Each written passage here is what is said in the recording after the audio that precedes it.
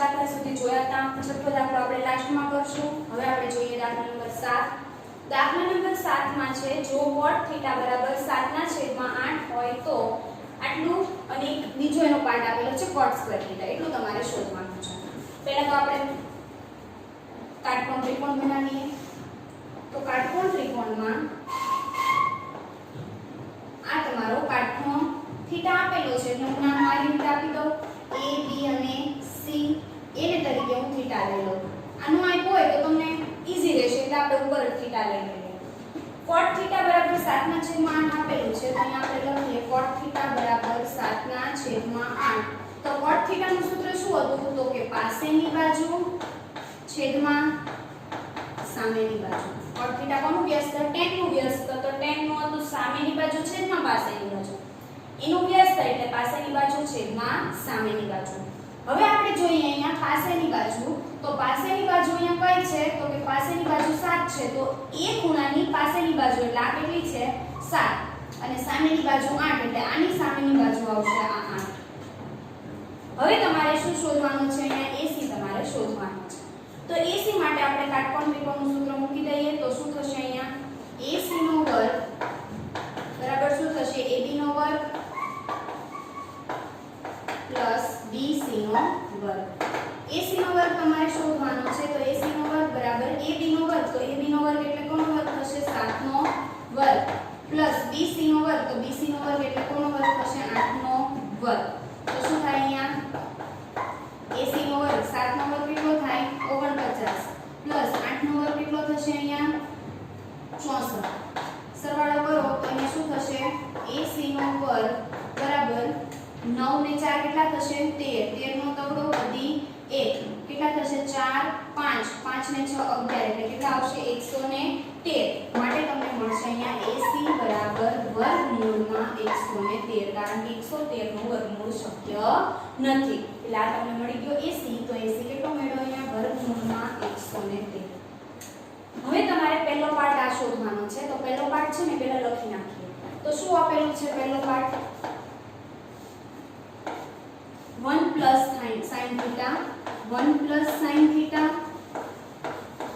1 minus sin theta અને છેદમાં શું છે? 1 plus cos theta 1 minus cos theta. હવે આ દાખલામાં તમારે શું કરવાનું છે? a plus b a minus b. તો એનું સૂત્ર શું હતું? a square minus b square.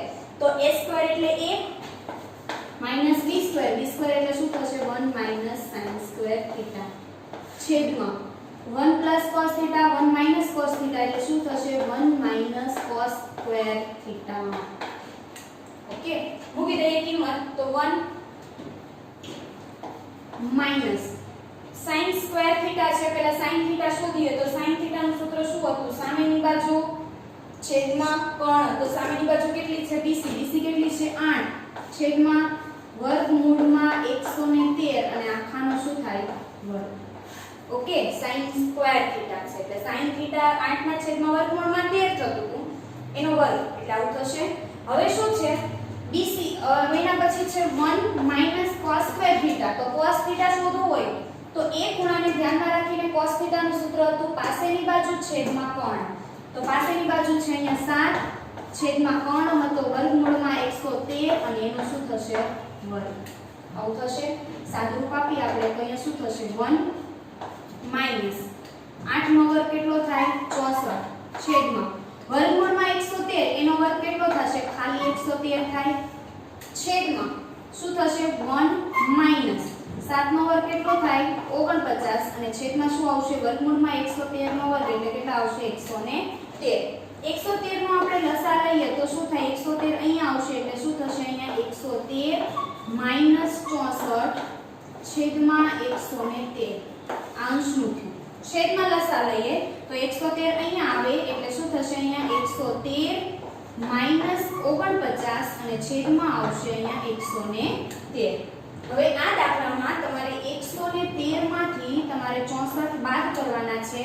તો કેટલા વધશે? 30 40 ને 113 માંથી 64 બાદ થાય એટલે અહીંયા વધશે 49. એટલે તો 113 113 કેન્સલ કરી દો. 113 માંથી 64 બાદ થાય એટલે અહીંયા આવશે 49 અને 113 માંથી 49 બાદ થાય એટલે અહીંયા આવશે 64. ઓકે, આ તમારો જવાબ આનો આવ્યો. ત્યારબાદ બીજું છે cot સ્ક્વેર થીટા. પહેલા તો cot થીટા શું, તો cot થીટા શું થાય છે? તો cot થીટા તો તમને અહીં આપેલું જ છે, કેટલું છે અહીંયા 7/8. હવે એનો વર્ગ કરો તો અહીંયા શું થશે, cot સ્ક્વેર થીટા બરાબર બંને વર્ગ કરો એટલે અહીંયા શું થશે 7/8 નો વર્ગ. 7 નો વર્ગ અહીંયા આવશે 49 અને છેદમાં આવશે 8 નો વર્ગ, તો 8 નો વર્ગ આવશે અહીંયા 64. ઓકે, આ હતો તમારો દાખલા નંબર 7. ત્યારબાદ જોઈએ આપણે દાખલા નંબર 8. દાખલા નંબર 8 માં શું કીધું છે, તો કે 3 cot a બરાબર 4 હોય તો નક્કી કરો કે 1 - tan square a upon 1 plus tan square a બરાબર cos square a minus sin square a છે કે નહીં. પહેલા તો આપણે કાટકોણ ત્રિકોણ દોરવાનો છે, પછી આપણે આનો વિચારશું. આપણે કાટકોણ ત્રિકોણ દોરીએ. આપણે cot a આપેલો છે તો a ને કાટખૂણો લેવાનો નહીં. તો અહીંયા લઈએ આપણે a, અહીંયા હું લઈ લઉં b અને અહીંયા લઈ લઉં છું c. ઓકે, હવે અહીંયા a કાટખૂણો છે તો અહીંયા શું થશે, 3 cot a છે તો 3 ગુણાકારમાં સામે જાય તો ભાગાકારમાં, એટલે અહીંયા શું થશે cot a બરાબર 4/3. હવે cot a નું સૂત્ર શું હતું, cot નું સૂત્ર શું હતું, પાસેની બાજુ છેદમાં સામેની બાજુ. એ ખૂણાને ધ્યાનમાં લ્યો તો પાસેની બાજુ કેટલી થશે 4, તો એની પાસેની બાજુ આ થશે 4 અને સામેની બાજુ 3, એટલે એની સામેની બાજુ આ કેટલી લેવાની છે 3. હવે ત્રિપુટી છે 4 અને 3 હોય તો કર્ણ કેટલો હોય 5, પણ તમારે પાયથાગોરસનું સૂત્ર મૂકવાનું છે, તમને કર્ણ ત્રિપુટી ખબર હોય તો પણ. એટલે અહીંયા શું થશે ac નો વર્ગ બરાબર ab નો વર્ગ પ્લસ bc નો વર્ગ. અહીંયા થશે ac નો વર્ગ બરાબર ab નો વર્ગ, તો ab નો વર્ગ કેટલો થશે અહીંયા 4 નો વર્ગ પ્લસ bc નો વર્ગ, તો bc નો વર્ગ એટલે કોનો વર્ગ થશે 3 નો વર્ગ. તો શું થાય અહીંયા ac નો વર્ગ બરાબર 4 નો વર્ગ, તો 4 નો વર્ગ થશે 16 પ્લસ 3 નો વર્ગ એટલે 3 નો વર્ગ કેટલો થાય 9, માટે અહીંયા આવશે ac નો વર્ગ બરાબર 25, માટે અહીંયા શું થશે ac બરાબર કેટલા થાય 5. આ તમને મળી ગયો ac કેટલો છે 5. અહીંયા જે મૂલ્યની જરૂર છે બધા મૂલ્ય તમે એકસાથે પહેલા લખી નાખો તો પણ ચાલે અને ડાયરેક્ટ એમાં તમે રકમમાં મૂકશો તો પણ તમને ચાલશે. હું પહેલા મૂલ્ય લખી નાખું છું. અહીંયા tan a ની જરૂર છે તો હું tan a નું મૂલ્ય લખી નાખું છું. tan a બરાબર શું થાય, a ને ખૂણાને ધ્યાનમાં રાખો તો bc ના છેદમાં સામેની બાજુ છેદમાં પાસેની બાજુ, તો સામેની બાજુ કેટલી છે 3, પાસેની બાજુ 4. અહીંયા cos અને sin છે તો અહીંયા લખી નાખીએ આપણે cos a અને sin a. cos a એટલે પાસેની બાજુ છેદમાં કર્ણ એટલે કેટલા થાય 4/5 અને sin a એટલે સામેની બાજુ છેદ a ની સામેની બાજુ છેદમાં કર્ણ એટલે કેટલા થશે 3/5. હવે આપણે અહીંયા મૂકીએ તો જુઓ, અહીંયા બરાબરની આ સાઈડ છે એ ડાબી બાજુ છે અને બરાબરની આ સાઈડ છે ને જમણી બાજુ છે. પહેલા તમારે સાબિત ડાબી બાજુ કરવાની, પછી જમણી બાજુ કરવાની. જો બંને સરખું થતું હોય તો બંને ઇક્વલ ટુ છે એમ કહી શકાય, નહીતર નથી એમ કહી શકાય. તો પહેલા ડાબી બાજુ લઈએ. આપણે અહીંયા લઈએ પહેલા ડાબી બાજુ. ડાબી બાજુ જે હોય પહેલા બેઠી લખો એટલે અહીંયા શું આવશે 1 - tan square a છેદમાં આવશે 1 + tan square a બરાબર 1 - tan square a. a ની કિંમત અહીંયા tan ની કિંમત છે અહીંયા 3/4 એટલે અહીંયા 1 - 3/4 આખાનો વર્ગ છેદમાં આવશે અહીંયા 1 + 3/4 નો વર્ગ. સાદુરૂપ આપો તો અહીંયા આવશે 1 માઈનસ 3 નો વર્ગ કેટલો થશે અહીંયા 9 છેદમાં 4 નો વર્ગ 16 એટલે 9/16 અને છેદમાં આવશે 1 + 9/16. સાદુરૂપ આપો તો અહીંયા 16 એકા 16 વચ્ચે માઈનસ અહીંયા આવશે 9 લસા 16 આવશે.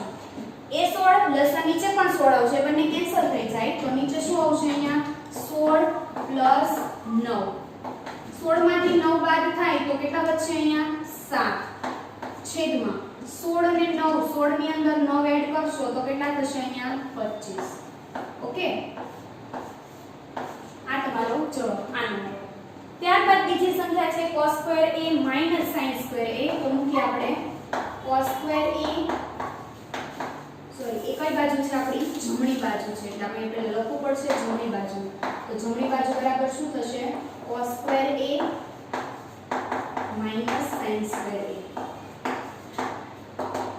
cos સ્ક્વેર a તો cos a કેટલા છે 4 ના છેદમાં 5 એનો વર્ગ એટલે અહીં આવશે 4 ના છેદમાં 5 નો વર્ગ માઈનસ sin a કેટલા છે તો કે 3 ના છેદમાં 5 આખાનો વર્ગ હવે અહીંયા શું થશે 4 નો વર્ગ કેટલો થાય 16 છેદમાં 5 નો વર્ગ 25 વચ્ચે માઈનસ 3 નો વર્ગ કેટલો થાય 9 છેદમાં 5 નો વર્ગ કેટલો થાય 25 છેદ સરખા છે બંનેના તો શું થશે અહીંયા 16 માઈનસ 9 છેદમાં 25 તો 16 માંથી 9 જાય તો કેટલા આવે 7 ના છેદમાં 25 ડાબી અને જમણી બાજુ સરખી થઈ ગઈ હા તો લખવાનું અહીંયા છે એટલે કે હા આખું લખી દેવાનું અને શું છે લખી દેવાનું હા ડાબા બરાબર જમણા એટલે કે ડાબી બાજુ બરાબર જમણી બાજુ ઓકે આ હતો તમારો દાખલા નંબર 8